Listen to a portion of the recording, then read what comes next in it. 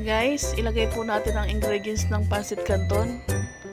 Ayan, nagluto po tayo ng Pansit Canton with Canton. Ayan guys.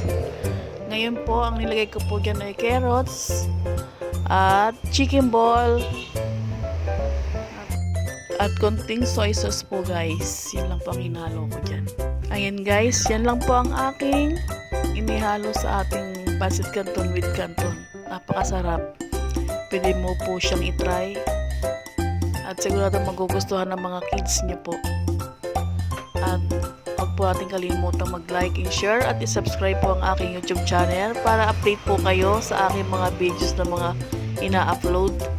Ayan, maraming salamat guys. Ayan, ito na guys, ating ilagay na sa ating serving bowl.